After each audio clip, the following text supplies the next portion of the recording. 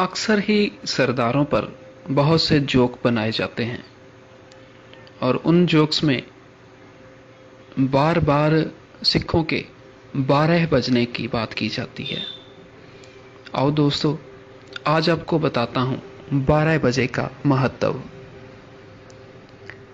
सन 1747 से लेकर 1764 के बीच ये कहावत बहुत मशहूर थी कि अफगानिस्तान के गजनी शहर में मुर्गियां महंगी मिलती हैं, मगर हिंदुस्तान की लड़कियां सस्ती मिलती हैं।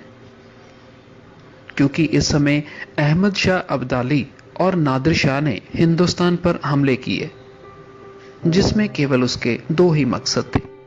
पहला, हिंदुस्तान की धन दौलत लूटना, और दूसरा, हिंदुस्तान की बहू बेटियों को उठा कर ले जाना।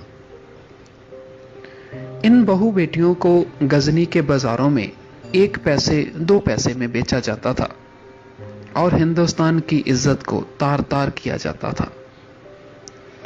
किसी में इतना दम नहीं था कि अहमद शाह और नादिर शाह की अनगिनत सेना का मुकाबला कर सके। वही समय था जब सिखों को देखते ही मार देने का हुक्म था।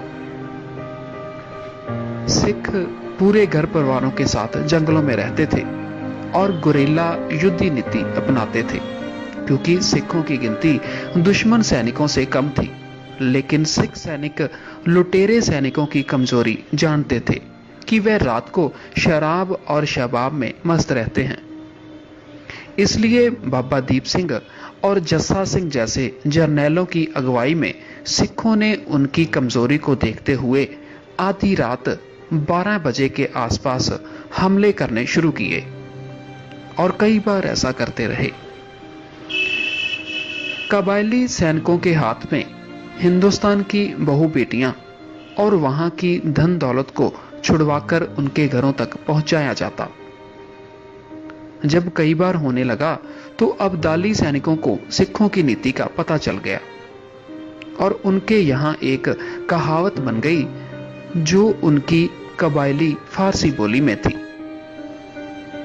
जू जूत ब्यासरा पार को अस सरदार दुआज बजे में सा, जिसका अर्थ था कि जल्दी जल्दी लूटकर ये माल लेकर ब्यास दरिया को पार कर लो, नहीं तो सिख 12 बजे बाद हमला कर देंगे।